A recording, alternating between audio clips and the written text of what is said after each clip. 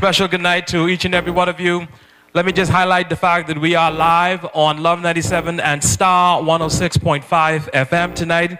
And we want to again welcome our radio audience tonight. Ladies and gentlemen, we have an esteemed panel, and I will go down the list and introduce each of them. We started with Mr. Joe Darville, a well-known educator, an activist in our country, and someone passionate about the issues on which we are here to discuss tonight. Please give him a round of applause. Our second panelist, attorney at law Romy Ferreira, who's also an ecologist and very passionate about the Bahamas as well, having served in many capacities throughout the years, including several of our well-known law firms, having been in private practice for some 10 years himself. He's been in this fight for some 24 years in his career. Let's welcome him tonight. Next to him is attorney at law Paul Moss, who has also been very active in politics in our country, as well as many human rights and social issues. Mr. Moss has been very passionate and very dedicated and focused for years now on a number of national issues, and tonight he lends his voice to this very important cause. Let's welcome Mr. Paul Moss. Next to him, attorney at law, Mr. Fred Smith, QC, also very well known in our islands, his Commonwealth of the Bahamas, for being at the forefront of a number of important issues in our country, and certainly someone who has been attached to the struggle in the regards for environmental awareness and the protection of our environment. Ladies and gentlemen, let's please welcome Mr. Fred Smith, QC. Finally, next to him, you just, of course, was introduced to the chairman, Reverend Dr. C.B. Moss, who is no stranger, having served on a number of committees in our country, a well-known person in the religious community, as well as a well-known human rights and social activist. Ladies and gentlemen, Mr. and Reverend Dr. C.B. Moss, pardon me. We're going to allow our panelists at this time to have brief remarks as we introduce so many to this issue. A number of Bahamians are traditionally preoccupied with a lot of their own personal lives and issues. And sometimes these very important events and issues can go unnoticed. And that is why we want to thank the coalition for making this town hall style meeting a priority and having it broadcast throughout so that persons can know what's going on with our environment and how there is a big threat to what we know at this time. We're going to start with Mr. Joe Darville as he will open us up with his opening remarks. Okay, pleasant good afternoon, everyone. This is a bittersweet experience. For one thing, we should not even be here. We are celebrating 41 years of independence, and yet we have no access to what happens to anything in our country. You know something? There is no real estate, coastal real estate left in the United States of America and many other places in the world. Consequently, the eyes are focused now on the archipelagic nation of the Bahamas. Unfortunately, they find it very easy to invade us. They come here and they seduce our leaders.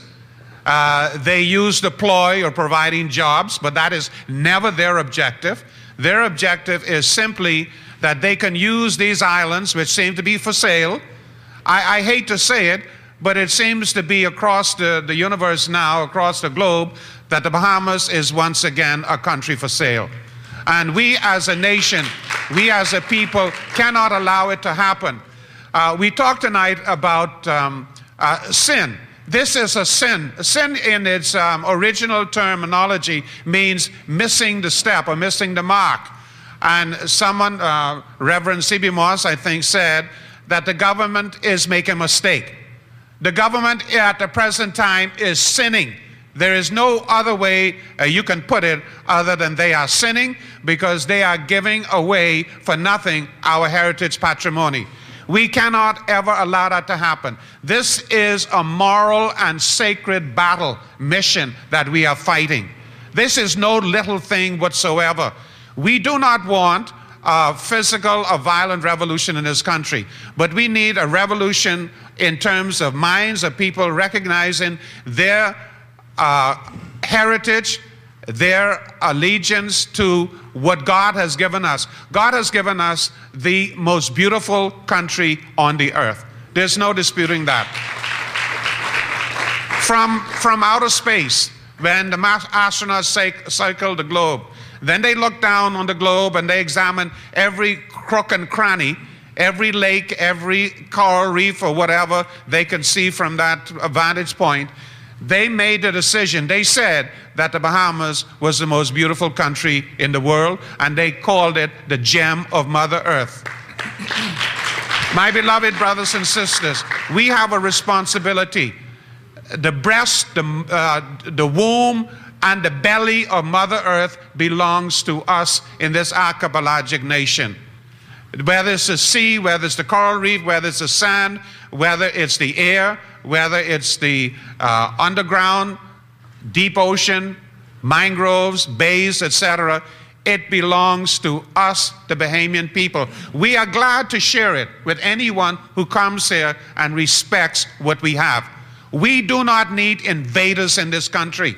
We do not need people to come here and to devastate our environment for their benefit. Let me say something that if you acquire unto yourself $35 million worth of anything without proper permission or given the right to own it, there's a name for that. There's a name for that. I would be called a thief and I would be put in prison if I did it. And therefore, we must see to it that our government, they represent us. They are employed by us. We are the stewards of this beautiful, sacred gift that God has given us. And our only objective, and is based upon truth and integrity, is to safeguard, protect this beautiful earth that God has given us. If we continue in the path that we're doing by selling every key that's available in Exuma Keys, Abaco, etc., it means that in the future, in 1,000 years from now, our people will have to look. They'll become transient. They would have to look to other places in the world, and there wouldn't be any places to go anymore. And so it will create internal strife, and there will be a violent revolution in this country. I am warning my government tonight. Get it right. Get it right. Look to the rights of the people.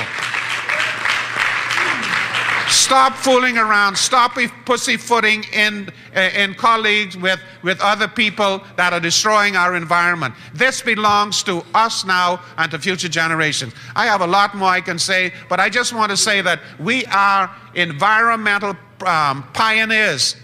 And I want everyone in here tonight to be considered himself or herself an environmental pioneer.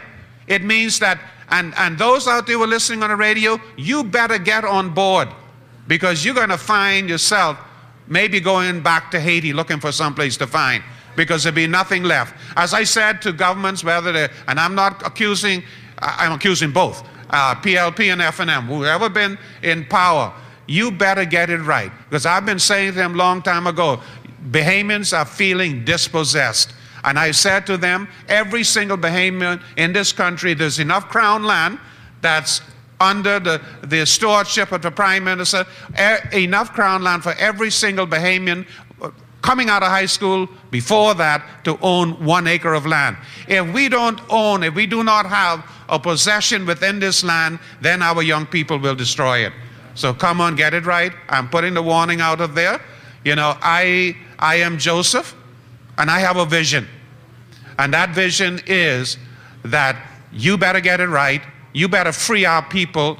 You better give them a Freedom of Information Act, an Environmental Protection Act, so that they know what you're doing and they know not to let you destroy what God has given us so abundantly. Thank you so much. Rumi, Attorney-at-Law Rumi Ferreira, you're next, sir.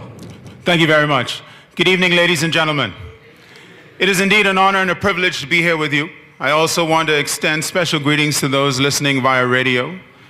your participation in this Say No to NIGARD, Save Clifton Town meeting is a sure indication of your love for this country, and we welcome you. As we stand in the shadow of our nation's 41st anniversary of independence, we ought to pause for the good of our country and examine the state of affairs in our beloved Bahama land. What comes to mind is this: the famous passage, your old men will dream dreams and your young men see visions. This about sums up what's happening in our country. The vision of a better Bahamas is lost. The visions of our young people strangled, all because we're led by an old regime who are incapable of looking to the future because they're too busy looking back, making their dreams and the dreams of their friends and family come true. Young men with vision founded our country. They gave us institutions like the Royal Bahamas Defense Force, national insurance. They established tourism and banking to be the drivers of our economy. They led us to emancipation, majority rule, and independence. But independence symbolized not an end, but also a beginning. What's really missing now is the vision to see us through to the other side. Every facet of our country is being stifled by leadership, which both refuses to take responsibility for its actions and crushes the vision of the young, to such an extent that only 1/3 of the Bahamians who leave this country to study abroad return home. 2/3 of our young people, 2/3, are lost to us because their vision is not embraced. They see no place for themselves in the Commonwealth of the Bahamas. This is the case in every sphere. A constitutional dictator obsessed with dreams of holding on to power at the expense of the young rules over us. We do not see our young people being groomed to take over the mantle of leadership and to put forward their vision of a better Bahamas. Instead, we see a prime minister making the dreams of his old friends come true, bringing them 1 by 1 and 2 by 2 and 3 by 3 out of retirement to act as advisors, or to be reappointed to old jobs, or sometimes new jobs, sending the clear message to our young people that you are not welcome in this place. When young members of government stand up for transparency, for accountability, and an end to the corrupt practices that they are chastised and bullied into silence, well, we will be silent no longer. We cannot. A recent report by the United States State Department pointing out a lack of transparency in the award of government contracts and a culture of corruption was recently made public. Instead of addressing the issues, they do what they always do: try to divide us along political lines while they continue to plunder. Unacceptable. I want to remind everybody in this room that 14 years ago we stood up for ourselves and we won. Instead of a gated community, we now have the Clifton Heritage Park, sacred land representing all elements of Bahamian history from the Arawaks to the Lucayans. Instead of gates keeping us out, we have tours taking us through and recounting the Bahamian story. 14 years ago, we stared down the face of evil and unwise development, and we won the victory only because we stood together. Amen. Against overwhelming odds and secret deals. Today, the threats to Clifton Bay and Georges Beach are very different, but yet they are the same. Unregulated development.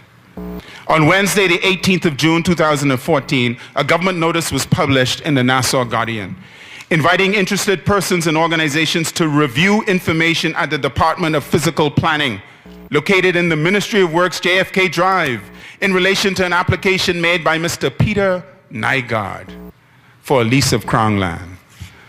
This is the very same man who grew his property from 2.85 acres to 6.1 acres. The same man who, after being told to cease and desist and to correct the situation, ignored an order of the government. The same man who donated thousands of dollars to the PLP and who released the now infamous video, we won after the elections of 2012. Given this backdrop, it was really no surprise that the government was trying to keep us in the dark. They preferred to negotiate in secret. There was no building permit application to inspect, no site plan approval, nor ground lease applications to inspect. Documents which were supposed to be put up on the best website were not put there. This notice was a sham, plain and simple. Let me tell you something. In order for us to make an informed decision, we first need all the information. I got to remind the government that we are not all stupid. Give us the information and give us time to digest it.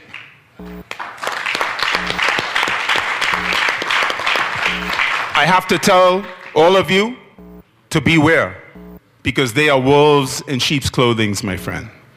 Their objective is to keep us in the dark while their friends and their family steal and pillage not only what belongs to us, but what belongs to our grandchildren and our great-grandchildren.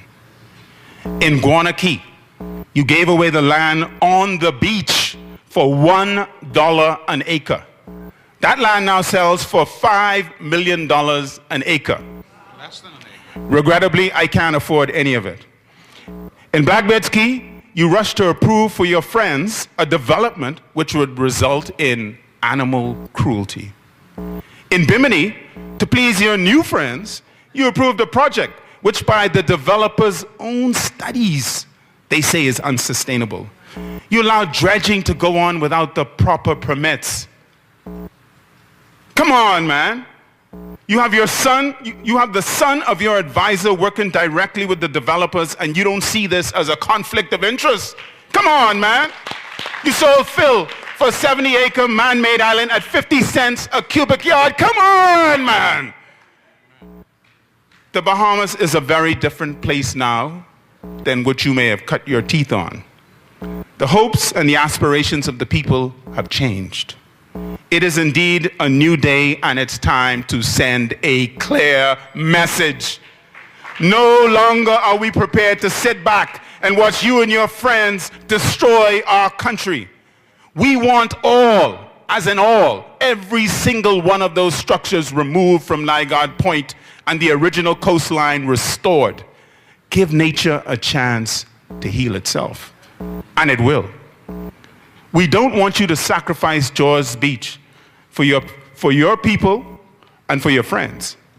We want the beach restored with full public access. I want you to realize as you drive around New Providence that there are very few places left for us to go. Very few. Everywhere you turn is a gate. And you know something? Behind those gates, there's an unspoken message, but we all get it loud and clear. And that message is, you're not welcome here. You can't come in here. If you don't have enough money, you can't get in here. If you don't know so-and-so, you can't come in. Well, enough is enough. This is a leadership issue. We need leadership that seeks to empower its people. We want and we demand an Environmental Protection Act underpinned by a Freedom of Information Act. This is the only way to root up corruption, and it must be rooted up. Our country was founded by young men with a vision. Our three prime ministers, the great Sir Lyndon Pinland, the great Hubert Ingram, and the great Perry Christie, well, let me tell you, they represent the Moses style of leadership. They have taken us as far as they possibly can. It's now time for new leadership to take our country forward. A time for vision that promotes respect for the environment and respect for the Bahamian people. Say it loud, say it clear. You know what we need? We need a vision committed to ending secret deals and corruption. It's now a time for Joshua leadership.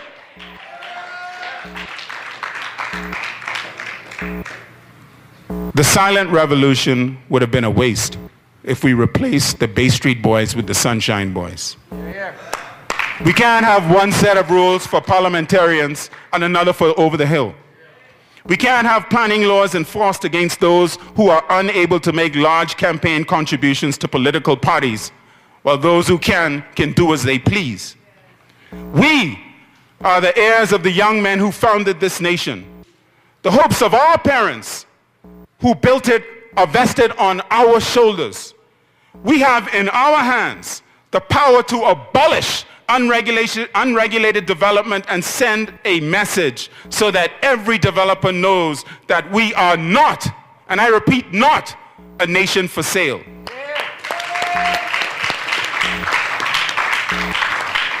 This is the fight of our generation. We have to do this for ourselves and for our children and for our grandchildren. We have to stand on the sacrifices of our forefathers who came before us and demand a better way of governance. So I say to you this evening, join us. Go on the web, www.savethebase.bs, sign the petition. March down to the Ministry of Works first thing tomorrow and demand to see the information. Ask for Mr. Zonical personally. He'll be delighted to assist you. Say no to unregulated development and the leadership which fosters it. Root it out. Say no to NIGARD. Save Clifton. Save George Beach. Thank you very much. An excellent presentation by Mr. Romy Ferreira. Excellent presentation. We now move to Mr. Paul Morse, ladies and gentlemen. Thank you very much. It is always my pleasure to speak on such issues, particularly when I see in front of me all of you who are friends of the Bahamas, who are citizens of this country, and those of you who love the environment. Our country has many attributes, and every time I have an opportunity to travel and look around the world, I am convinced that this is the most beautiful country in the world. And I don't say it just because it is cliche or that is biased because this is where I live. That is the absolute truth. And there are many people that I've met who have said the same to me, and it is true. You just need to look at the country in which they are from and then understand the sheer beauty of what we have. And many of you know that this country has been in many respects undeveloped.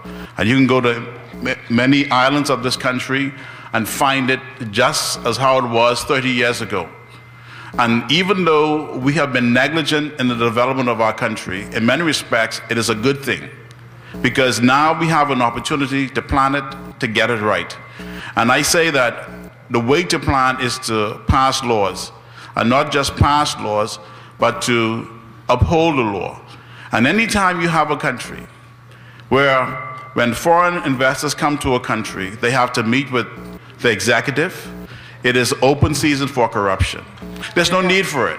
And the reason why the Bahamas and countries like the Bahamas continue to be underdeveloped countries with high unemployment rate, no prospect of jobs, no innovation, no creativity amongst its leaders, it is because they failed to pass laws because they like the corruption.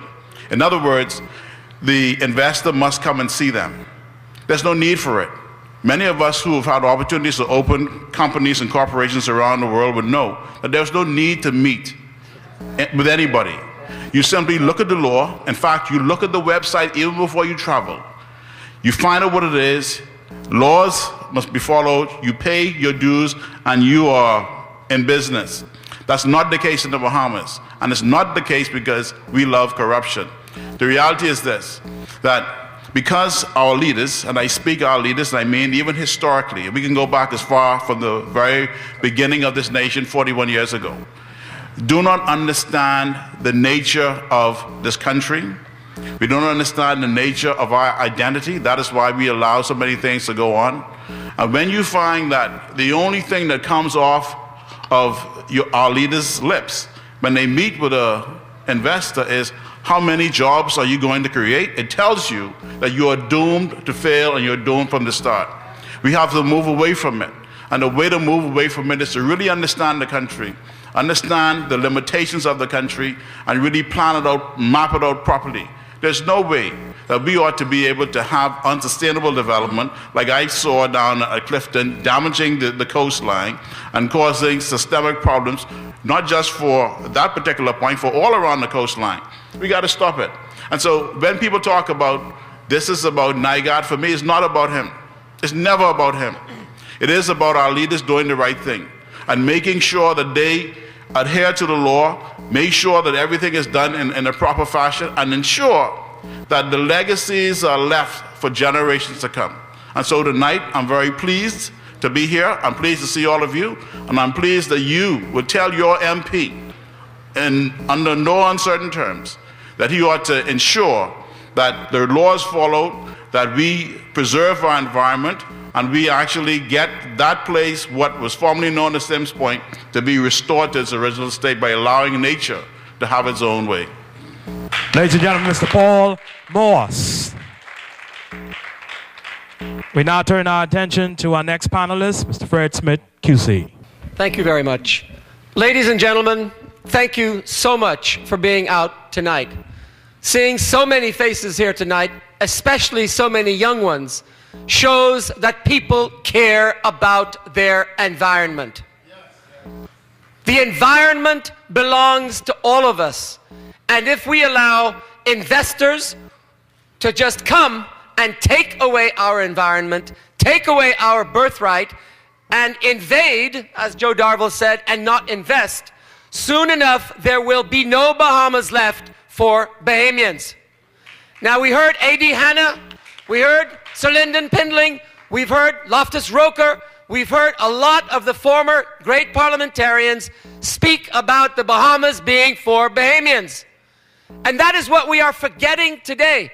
Every time we give away an acre of Crown land, 500 acres of Crown land, thousands of acres of Crown land in Mayaguana, for the foreign developers to come and develop it like a piece of real estate that they can just sell to every other foreigner, no Bahamian will ever be able to own 1 acre of Crown land in their lives. The Bahamas belongs to us, and the Prime Minister is the trustee of our Crown land. And so when Mr. Peter Nygaard, and I welcome Mr. Nygaard and many other investors to come, but not as invaders, I welcome them all to come, but to be respectful of our home, our backyard, our environment, our land. And the problem is that most investors are not. And worse still is that our politicians don't require them to be respectful. That's the evil that we are facing. Be it FNM or PLP, the fact that our leaders do not demand respect for our homeland. That is the problem. And so when Mr. Nygaard can have the gall and the audacity, let me read this letter to you, when he can write to the man who is now our Prime Minister and say to him, my total pledge, and I quote, my total pledge and contributions to your party and some of its members is now up to $45,000 to date. Quite significant, I think you will agree. That's Mr. Nygaard writing to Perry Christie. I ask you now to help me bring to a final conclusion a few housekeeping issues before I come back. He is telling my Prime Minister what he wants him to do before he comes back from Canada. That is indecent. We have been given approval to build off our property onto the beach area, which is Crown property. Even Nygaard knows it's Crown property. He says it in the letter. See attached letter. Also, I've been informed, I don't have to read that part, it's not as emotive as the rest. Let me come. I have also been informed now by 9 Roll that the government has now officially approved the changing of the name of the tip called Nygaard Key from the present wording, I believe, to be Sims Point. Well, let me tell Mr. Nygaard, my grandmother came from Sims, Long Island, and I want Nygaard Key to be called Sims Point, not Nygaard Key. So he is asking my Prime Minister to favor him by changing a piece of the Bahamas and calling it Nygaard Key instead of Sims Point, where my ancestors are from. That's not acceptable. Then he says, I would also appreciate you getting this done quick, because at the time of writing this letter, Forbes magazine is coming down to do a story here on July 7, today. And for the end of the month, for lifestyles of the rich and famous. So I want the name to be officially changed so it can be promoted in the Bahamas as Nygaard Key. He thinks he owns my prime minister. Let me tell you, Mr. Nygaard, you do not own Perry Christie. He is my servant, my employee. I pay taxes to keep him employed. You don't pay your taxes. Last time I checked, you owed nearly $250,000 in real property taxes at Nygaard Key. Who's going to write that check for you? It's about time you paid your taxes too. If you've paid them, that's good for you. But the last document I have shows that you haven't, Mr. Nygaard. And then he says, I also want Golden Key rental issue to be resolved because I am quickly running out of structural work at Nygaard Key. Let me tell you all, Golden Key is a little island off Nygaard Key. It's a rookery, a nesting ground for birds. It's a beautiful little island that has, and you've been there. You've seen, you've toured it. You see all of the reefs around. Mr. Nygaard used to mine coral off Golden Key to build his Mayan temple so he can grow stem cells to sacrifice at the altar of eternal youth. Today on the Daryl Miller Show, he was saying he's reversing the aging process, and Daryl Miller is saying, show me your skin's so beautiful. It looks so good. Nygaard said, I fix the girls that come to work for me if they don't have good-looking teeth. I fix their mouths. I fix their teeth. And Mr. Miller says, can you fix mine too? We have to stop prostrating ourselves at the feet of every foreigner that comes in here with some money. White, black, brown, whatever color. I am proud to be a Bahamian, and I'm not going to be owned by anybody. Then he says, I want that lease for Golden Key, and now would be the time to do it. Before July 24th. Because that is when we're going to have the lifestyle of the rich and famous shoot. Then, this is the kicker, ladies and gentlemen. This man, Mr. Peter Nygaard, who is asking the government to give him $35 million worth of crown land. You all know how much land is worth in Lyford Key? None of us can buy in Lyford Key. $35 million worth of crown land. He has now applied for permits to get. When every government, since the last 16 years, and I have every letter, has repeatedly written to him and said, tear down all your structures. What you've built is illegal. You're not getting any permits. But this man has the audacity to say this to Mr. Perry Christie when he was Minister of Trade, Agriculture, and Industries. Obviously, quote, let me have to quote this, this is beautiful. And this man has the audacity to write this. Obviously, this world is based on one hand helping the other. This man is writing to a cabinet minister, now our prime minister. And my prime minister now has the audacity to set up a consultation process to consider giving Peter Nygaard permits to retroactively approve everything he's done illegally for the last 16 years. What do we say? What do we say? No, no, no to Nygaard. Let me read you the rest of what he said to Perry Christie. I hope you're listening, Mr. Christie, my prime minister, because you got to say no to Nygaard too. Obviously, this whole world is based on one hand helping the other. And you know, I am prepared to do whatever is in my capacity to help out the Bahamas and the PLP party.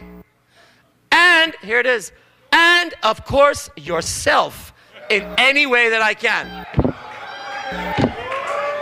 Now, is this the kind of man you want trying to corrupt your prime minister and take away your crown land? Let me hear you say, no, no to Nygaard, no to Nygaard, no to Nygaard. Thank you very much, Coalition to Save Clifton, Reverend Moss, for bringing all of us Bahamian citizens here tonight. Ladies and gentlemen,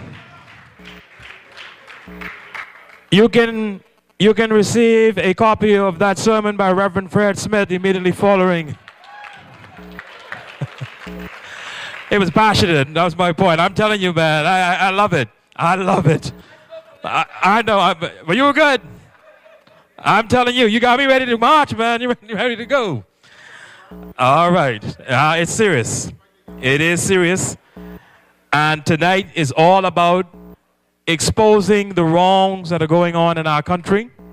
And we thank our panel for doing so. We will go to Reverend Moss and then give you a chance to voice your opinion and to ask our panel any questions you have. Reverend Dr. C.B. Moss. Thank you very much, Mr. Moderator.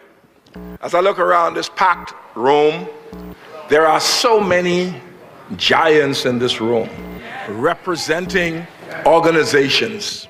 And I know they have a lot to say this evening. And so I'm going to give them the maximum amount of time possible.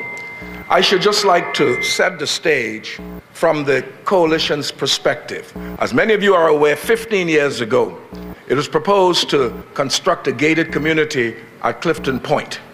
The Coalition to Save Clifton was born, and with the support of thousands of Bahamians and non-Bahamians, we fought for and successfully canceled those plans.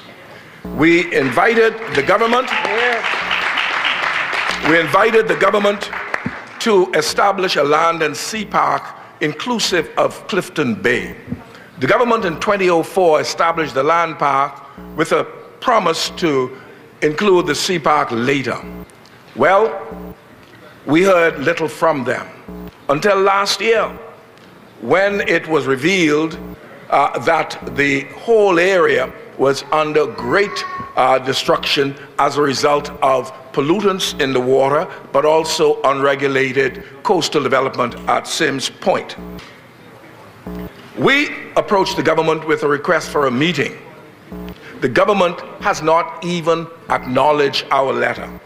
We've written the Prime Minister on 3 occasions. He has never responded.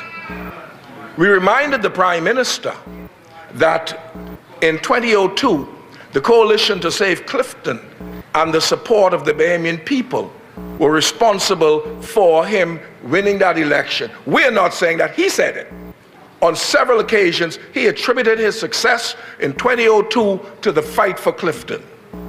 Now it was revealed that the owner of Nygaard Key had applied to the government of the Bahamas to lease the land that he had illegally accreted, almost doubling the size of his property. Now we want you to listen to this carefully. The Coalition to Save Clifton has never made any allegations against Mr. Nygaard. Everything that the coalition has said was repeated from documents by the government.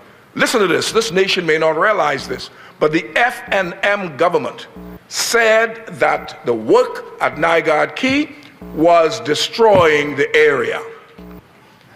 Mr. Nygaard applied in 2010 to the government for the lease of that land, and the FNM government rejected the lease. And you will have in your hand or at the back a newspaper supplement which contains all of the correspondence. The FNM government in 2010 said to Mr. Nygaard, not only are we not going to approve this lease, which is contributing to the degrading of the area, but we instruct you to remove the artificial work that was put in the sea down there. Mr. Nygaard refused. The FNM government wrote him again, saying, if you continue to ignore our directive, the government will remove those man-made applications and they will charge you. They even told him that the approximate cost would be $3 million.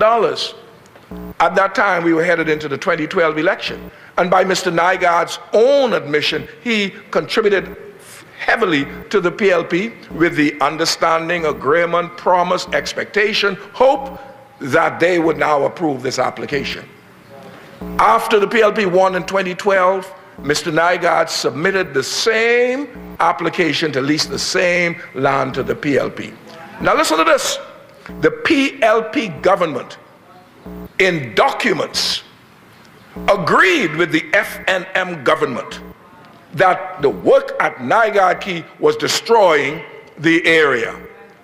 However, they said we are minded, and that's the word of the PLP government, we are minded to consider the application because Mr. Naigad has promised to build a stem cell facility on Naigad Key to provide jobs, like somebody said. The PLP government said this. Last year, Mr. Naigad said he's not going to build any stem cell facility there. As a matter of fact, the nation is aware that he went with great fanfare to Freeport in search of facilities there. He said he will not put a stem cell facility on Naigad Key. So we again wrote the Prime Minister, copying every minister of the government, and saying to them, you said that the work was damaging the area. You said, in spite of that, you were willing to consider it in exchange for jobs. Now that the man said there'll be no jobs emanating from Naigad Key, we asked the government, what is your justification for continuing to consider the application? They did not respond. The government has never responded to the coalition to save Clifton. That kind of contempt is unacceptable. The government does not rule this country. No. The government governs this country. And you cannot govern successfully when you show utter contempt and disrespect for the people you are supposed to govern. I'm going to conclude now because we must hear from you. 15 years ago, we said Clifton Key, as it was perceived by the foreign developers then, will never be, and it never was. We are now saying that Naigad Key, as it is perceived by Mr. Peter Naigad, will never be. It will never be. Never be. And the people of this country will speak. Let me say that the government 15 years ago was not receptive nor responsive to the coalition and our backers. They paid a price. And we are saying that any government that refuses to listen to the people should be called upon to pay the maximum price, which is go home. Yeah, go home. Go home. Go home. And we are saying that Clifton Key never was, Naigad Key never will be. Mr. Moderator. Ladies and gentlemen, this is now your time. And we open the floor for questions. We ask that you limit your questions to one question if you can, because we are on a budget time-wise with our broadcast. Good evening, Stephen Cartwright here. I am with a group of young people who we are willing and able. We just want to know, I guess, what's next. I understand your approach to being active in and of ourselves. So just wondering if there's anything on your end that you're planning that we can assist with.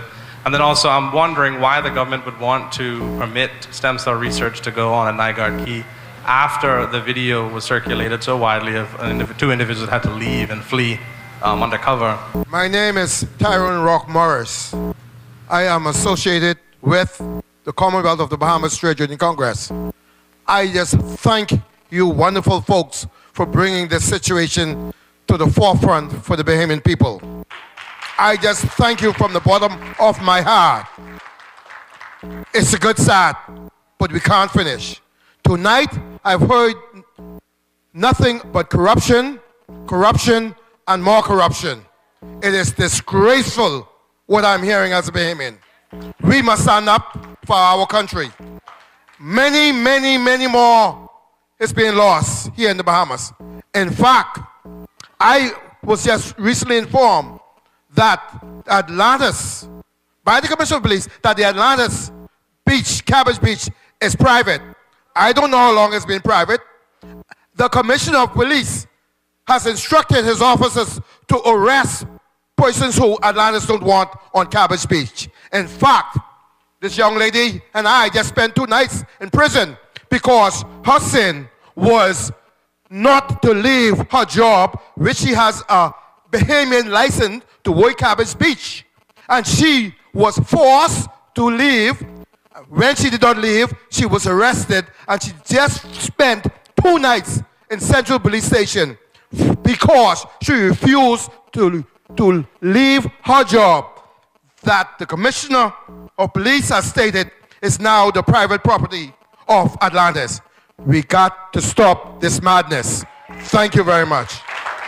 Good night, everyone. My name is Ezra, and I'm a Bahamian. And I have a question for the panel. Do you guys remember what happened during the gambling referendum? What are we prepared to do, or how far are we prepared to go if the same thing happens here? What are we prepared to do if they just go on and do what they want to do instead of listening to the people? It's a pleasure for me to be here. My name is Alfonso Smith. I am the president of the Bahamas Better Businessman Coalition Association. I see no reason why we should be talking about night guard. Who is night guard? Do we have a Bahamian government? You have a Bahamian government and a guy committed breach of the law and they can't do nothing? What are we doing? The name, listen here. All right. It's enough to set you crazy. Okay, hold it right there. The name night guard should not be mentioned in these town meetings again. Let's talk about the people who commit the offenses. The government, not night guard. That's right. The government. Amen. Then, of course, we should not be talking about saving Clifton Key. Clifton Key is saved, man. Stop. Saving it from who? It belongs to me. Who are you saving?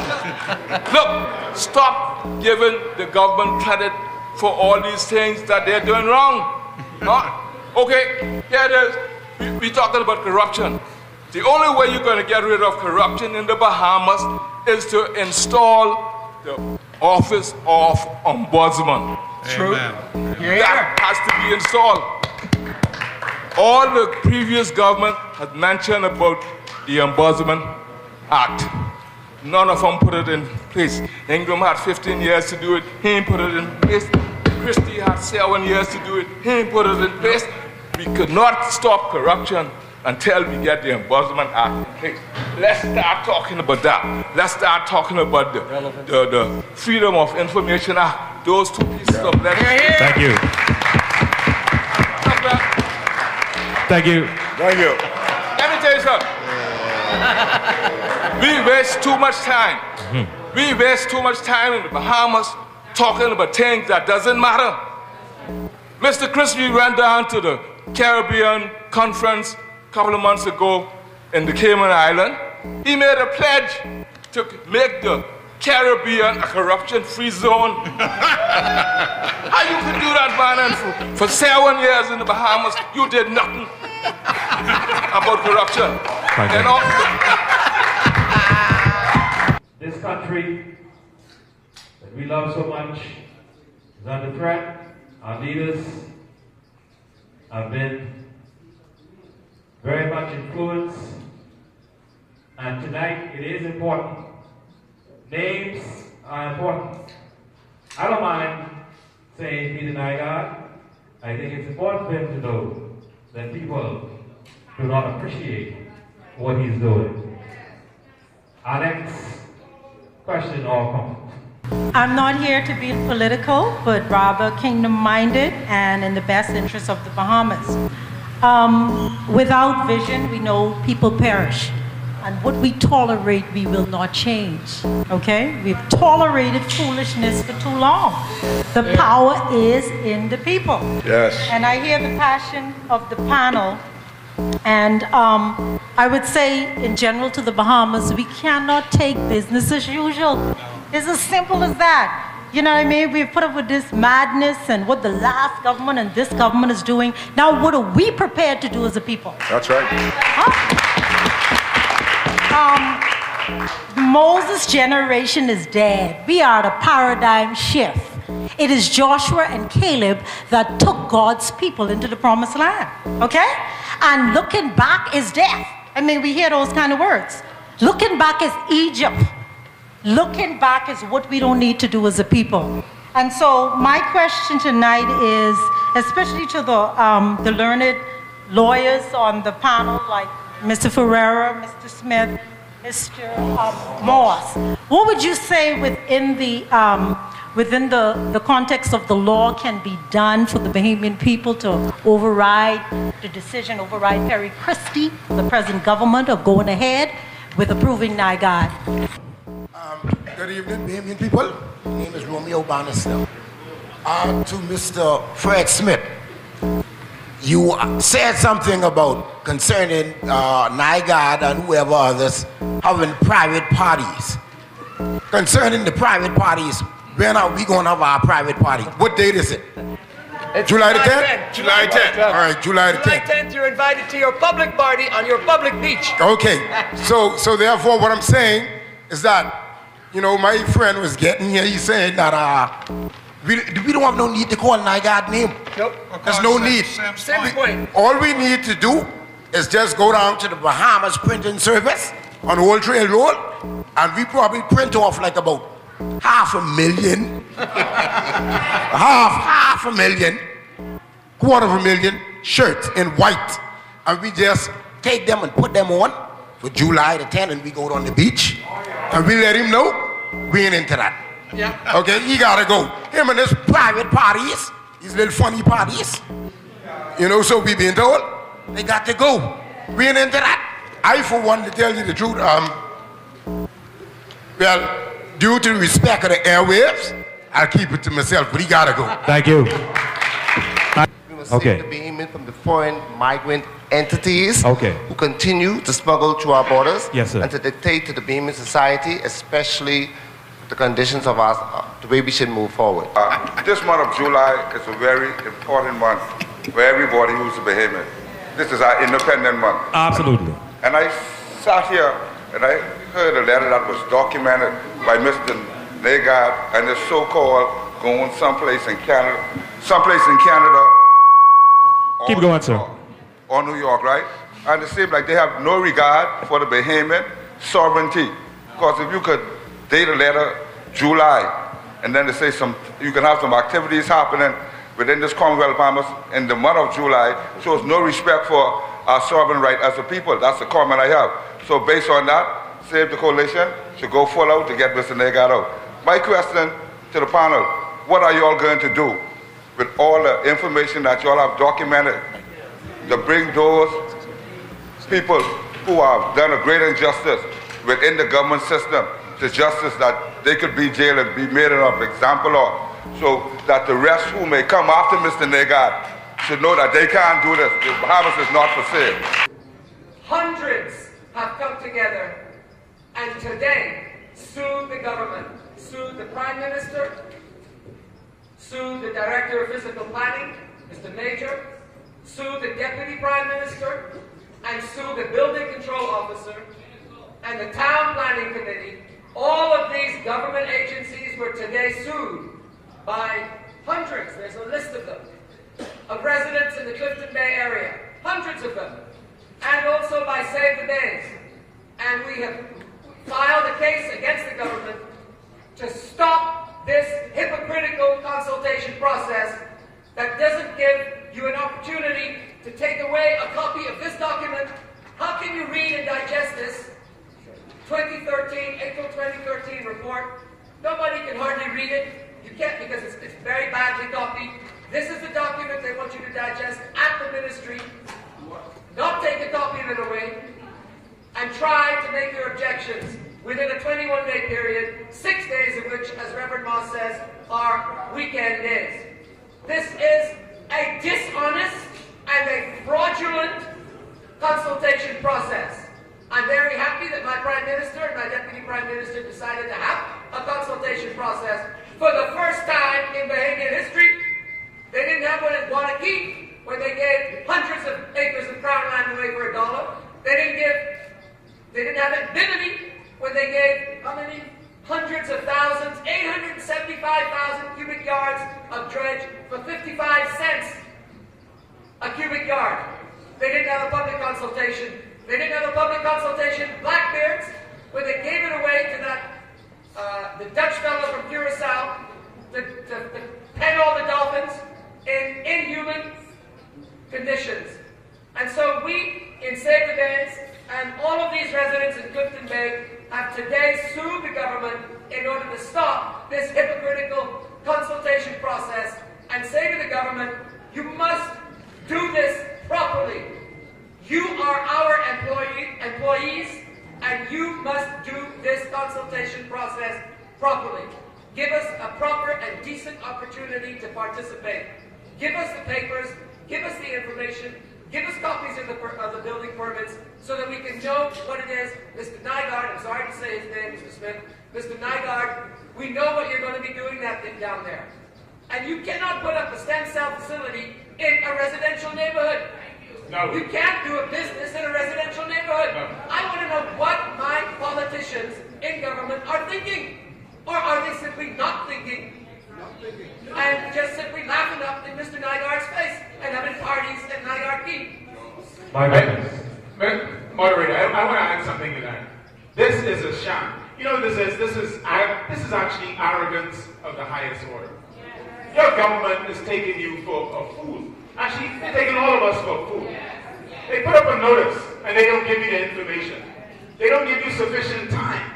They don't let you read it. They don't let you take it home. They say the information is in one place, but it's really not there. That's the arrogance of what you're dealing with. And then when you write them for information, when you say, hey, minister, remember me? I'm a voter. I'm a citizen. Please tell me what's happening. They can't even be bothered to answer you. See, that is the arrogance that we're up against. That is the wickedness in high places that we face. But I want to remind everybody listening to me right now, including Mr. Nygaard, it was appointed unto men to die, and then after the judgment. A report titled Nygaard Key Coastal Process Report, prepared in February 2014. And so everyone was invited to go down to inspect that report. When you go to the ministry, you will not find a government-commissioned 2014 report. Wow. You will find a Nygaard-commissioned report to guide the government. So my government is asking you to go and inspect a report commissioned by Mr. Nygaard to guide the government of the Bahamas. My government couldn't even bother to have an independent report commission. But we're still. The government says you can get a copy of that report on the BEST website. When you go to the BEST website, you can download this report, this 170-page monster. This monstrous report is a April 2013 report prepared by some other company, and it is not the report referred to in the government notice dated February 2014. So what we could do tonight is send a clear message to our government to please put together an honest and not a fraudulent consultation process, because the Bahamian people, we ain't stupid. No, but Mr. Smith. Mr. Ferreira. I need to ask my learned senior one question. How is that report that you just talked about, it's really a Nygaard report that they have done there for us to see. How is that different from when we were in Bimini and we were fighting for Bimini? And the lawyers for the developer they used the same lawyer, and they told the government to issue the permit. In London, when Mr. Ferreira and I were trying to fight to stop the dredging, the illegal, no permit dredging in Bimini, when we went to London to get an injunction to stop the dredging, the Bahamas government employed the same lawyer as the developers. Oh. The same? Same lawyer. Shocking. The same man that stood in front of all 5 law lords was the lawyer for the government and the developer at the same time. My goodness. Well, do you know what happened as a result of probably that? Yes. We got the injunction. The law lords in London at the Privy Council were not stupid either. My goodness. Right. Just like the Bahamian people aren't stupid. Be honest in this process, O government of the Bahamas. Yes. And this is what we're saying, Minister Harris. We said, and I said, that there was no building permit application, no site plan approval, nor Crown lease application to inspect. So how in the world Bahamians who want to inform themselves of what's going on in our country. You know, you have some of us that don't care. Whatever the government do is well done. But they don't speak for all of us. Look around this room and look at other like-minded Bahamians and you will see that they don't speak for all of us. That's right. So how in the world are we supposed to make up our minds about something if you don't give us the information? That we have to talk about jobs. We have to demonstrate how many jobs will be in it. It's almost like, you know, it's a joke. When they come to the country, they say, well, we'll create 5,000 jobs. And their eyes light up because somehow, miraculously, they believe that when a person comes to the country to do an investment, somehow that speaks about how well they are governing, not recognizing that there are standards. I have colleagues in the United States and they always say to me, how is it that you can give away what you give away for investors? When people come into the city of Miami, as an example, and they want to do an investment, the city tells them, well, you're going to bring more traffic to this particular area. You need to consider in your investment overpasses, you need green spaces, and who pays for that? You don't go to the people in the city of Miami and say, we're going to give them concessions, as we do. They pay for it. But in our country, we mortgage the future. We mortgage the land for generations to come. When we talk about Crown land, you have to understand that there's 3.5 million acres of Crown land in your country. And if you consider it, to own land in this country, one must be at least 18 years old. And if you look at it, we have 350,000 total. About 75 of them are under the age of 18. They can't own land. Many are lunatics.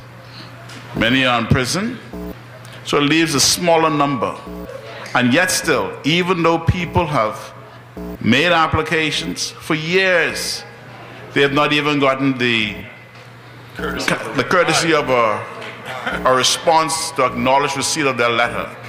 But you have people now who are able to come. Not only that, but create land and seek to get the permission to lease that land.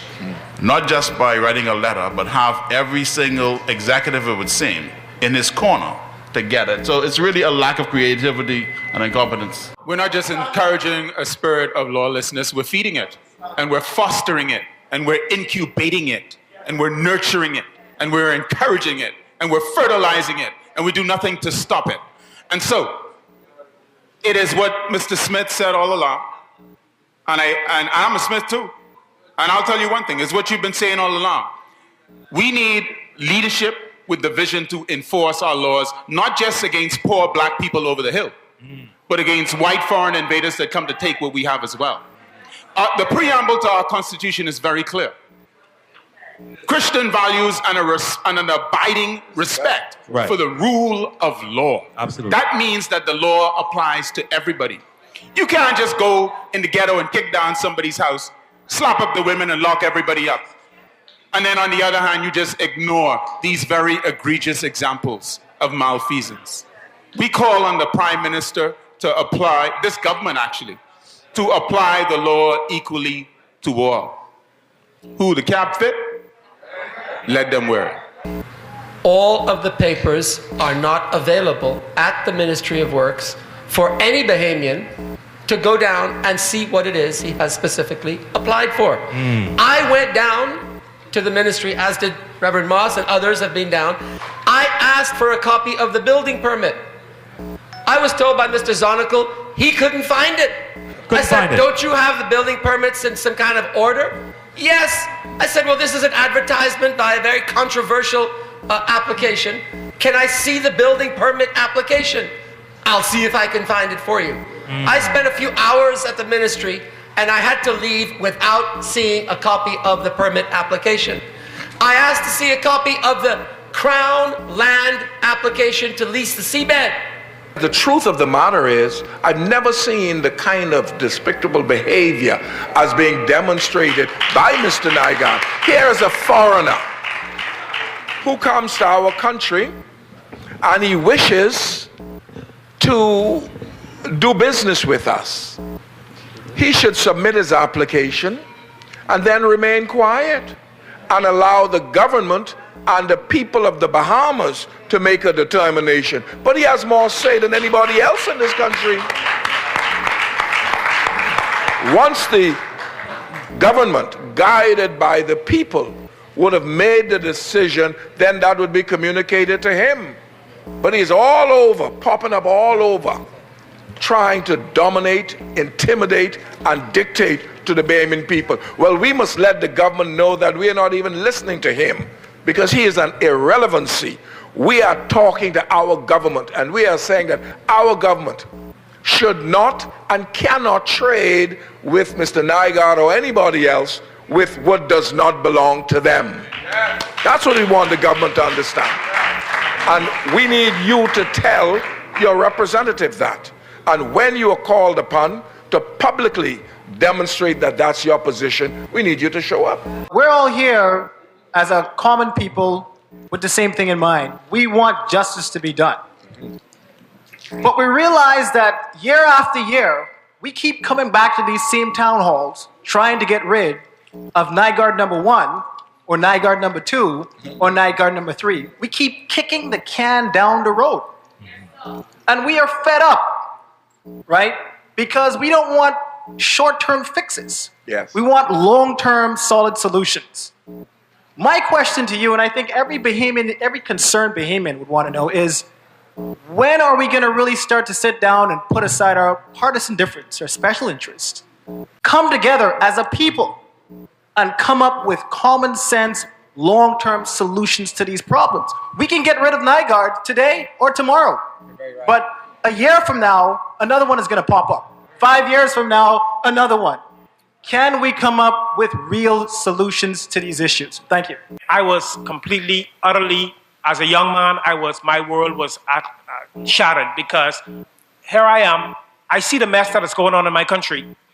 I see young people are selling themselves for nothing. I'm telling you, I see young men dying on the street every day. I deal with it every day. I deal with families living on the street, living in their cars, living in the beaches. I'm serious. These are the things that are going on. And I want to help my country. I want to help my people. But I am serious. If we don't get together and if we don't do something, we're not only losing the Bahamas, it seems to me like we've lost this fight already. And I'm telling you, we need to step up to the plate now. And I'm saying we need to stop being separated. We need to stop thinking it's about us. It's not. It's not about us. It's not about you or me. It's about saving our country for our children and our children's children. And I'm saying, for God's sake, let us come together. I was appalled when I saw my Prime Minister, after the U.S. State Department report, trying to justify the stupidness. I cannot help myself but saying it. I listened to him wrangle on and on and on and on, and I felt so ashamed as a young man. As a young man, I felt so ashamed to see my Prime Minister that I had so much respect for, to see him try to justify the stupidness. It seems to me like they are completely lost. They don't know what's going on a day-to-day basis with the Bahamian people. I'm telling you, we have people on the inner cities. I'm talking about foreigners invading and pillaging the inner cities. I live there. You understand? They have no idea of the pain and the suffering when people are losing their homes every day. Banks are repossessing homes. People are going to bed hungry. Kids are going to school without food. I'm telling you, literally. And I'm telling this government, get it together. And I'm saying, we don't need to wait for 2070. They need to go now. Thank you so much, Mr. Newton. The Haitians have a very strong drink. It's called tafia. It'll kill you. It'll drive you crazy. And I don't know what Mr. Nygaard gives to the politicians that go and have private parties at his house. He must give them tafia, because when they leave his house, they never make him take those structures down. They do not enforce the law. Letter after letter from different government authorities telling Mr. Nygaard to take down his illegal structures. And year after year, neither the FNM nor the PLP do it. So they must all be drinking tafia. That's all I can say.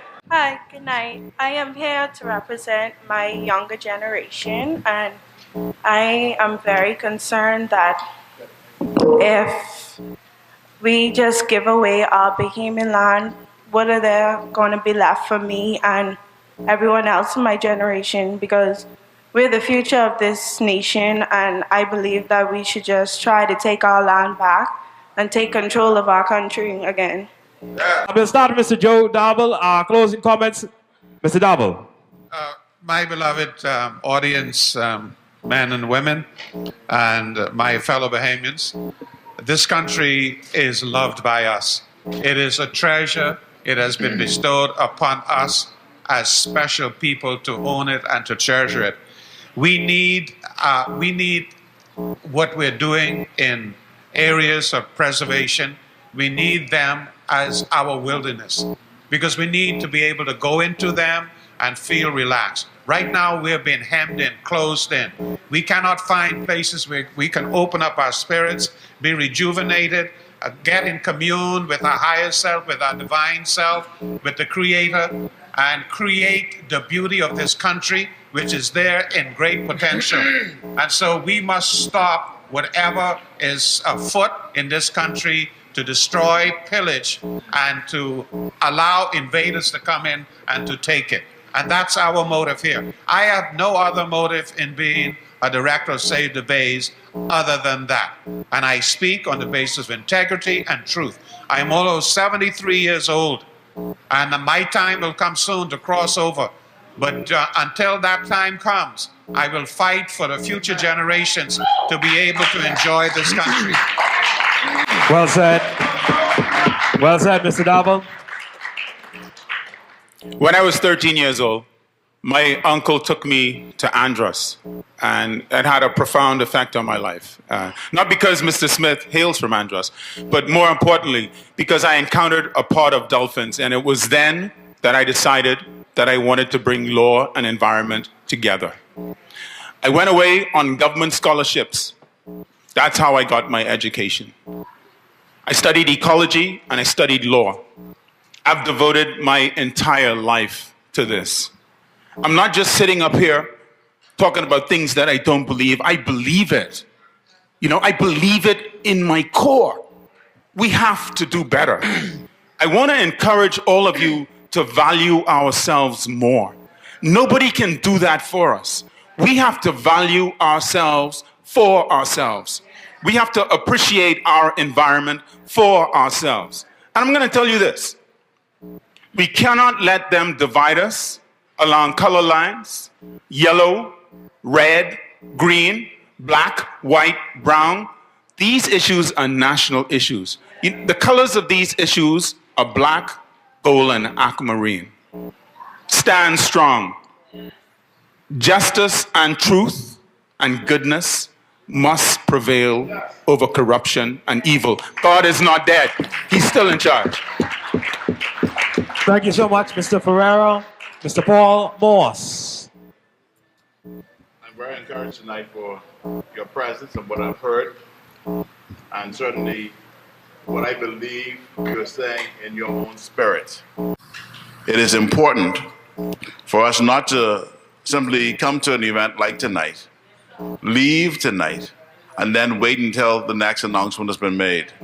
I encourage you to speak in a very sober way to your member of parliament. And I say this really seriously because in times past, we never really did this. We know that the way and the manner in which we select people who go to parliament is really for that political party. It's not really for us. But you need to do so because I sense that there is a shift in the country on how we are going to govern ourselves and how we select people who want to serve us. The reality is this, that we need to set our standards. We need to have laws in place. I believe that if we have our laws in place and it's there on a website for all to see, there's no need for anyone to come to abuse the land. Trust me, they only come because they see what they can gain from this land. This country is the first landfall. Not America, not South America. This country is. And when people examine it, they say that this country sits 45 miles off of the greatest economy in the history of the world. Many see it. That's why they come. Many know that we have incompetency at the top. They know that they could come here, get the best, and negotiate way better than our people can negotiate. When they want 50,000 acres of land, they ask for 100,000 acres of land. And our guys just simply give them half of what they want. They always get what they want. But the reality is there is a shift. And we need to continue to take the shift outside the walls, down on the beach, down on the other areas of this environment in order to preserve it. Because I can tell you, you have a stewardship that you must carry out. And if you don't carry out, someone is going to take it. And they have been taking it. Now is the stand. And I applaud you tonight. Thank you very much. Thank you so much, Mr. Paul Moss. Closing remarks, Mr. Fred Smith. Thank you. Thank you. Environmental concerns affect every Bahamian. Whether you're black, whether you're white, or whether you're like me, in between. And so, if we let our environment be desecrated, sacrificed at the altar of the almighty dollar, we will have no more tourism. We will have no more farmland. Our forests will become deserts. They want to sell thousands of acres in Abaco now for the Owens, Illinois company to come and deforest South Abaco. Well, I say no to that. They want to go and mine aragonite at East End. I say no to that. We must protect our resources so that we can have sightseeing tours, so that we can have ecotourism, so that we can have diving, so we can have fishing, so you can go conching, you can go lobstering, we can thrive from our environment, both economically, socially, and culturally. The family islands in the Bahamas, the crown land, the millions of acres of crown land that sits in our family islands, the family islands are not colonies of Nassau, there for foreigners and politicians, there for the picking to give away. We have cultures, we have societies, we have settlements that have been there for generations.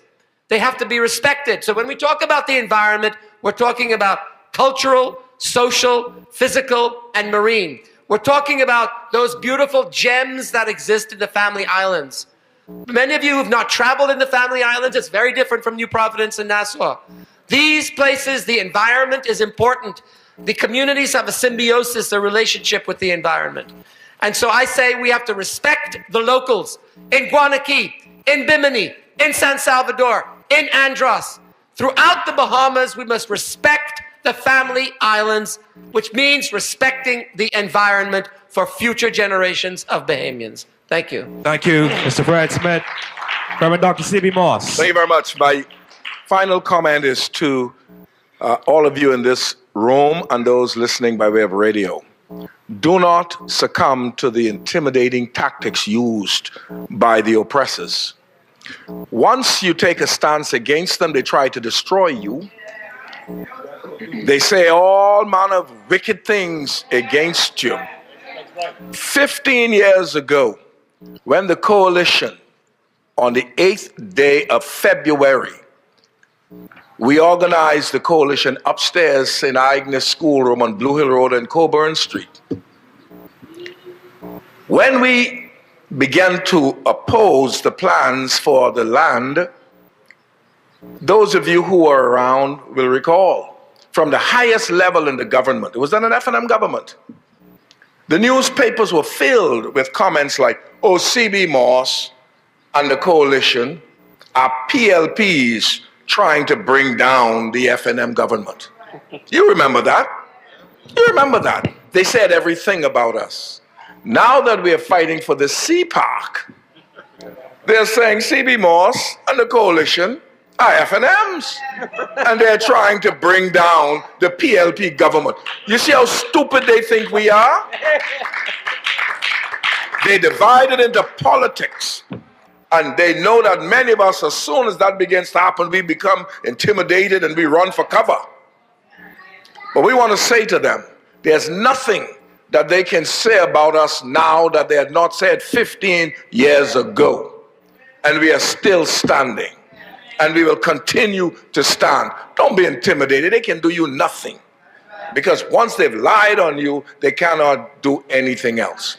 But folks, we're in the midst of celebrating the 41st year of anniversary of our nation. In 1967, when we attained majority rule, we had a little big nation that was pregnant with potential and possibilities. Those of us who are around, we envisage a nation that was going to be second to none on the face of God's earth.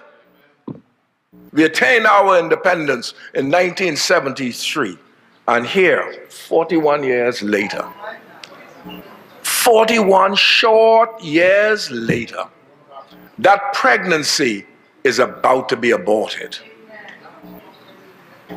The dreams, the possibilities, the potential that existed is about to be aborted, leaving us empty with nothing. We must not allow that to happen.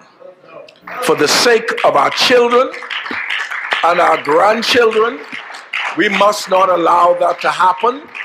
And we must be prepared, if necessary, to face the devil himself and to stare him down. We cannot cower under what we have. First of all, they ignore you. You know, the government has never responded to the coalition. 15 years ago, Mr. Christie and the PLP, I mean, they were our friends. Everything we say, they were supporting us and saying, yeah, yeah, yeah. But now they wouldn't even answer the letter. But that cannot intimidate us. And it will not intimidate us. And we're asking you not to let it intimidate you. Stand firm, folks. If not for yourself, stand for your children. Stand for your grandchildren. Don't let them ask 20 years down the road, why did daddy sit and allow this to happen? Why did daddy or mommy not do something? Stand for your children.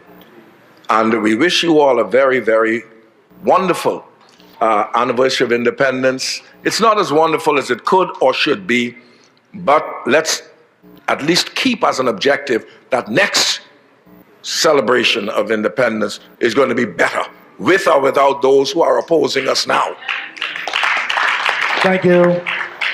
Ladies and gentlemen, as we prepare to conclude, politicians respond to one thing: numbers.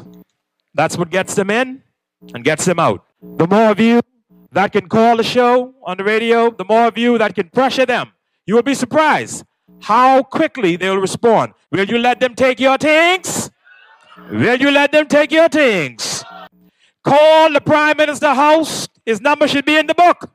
Don't let him have a restful night's sleep anymore.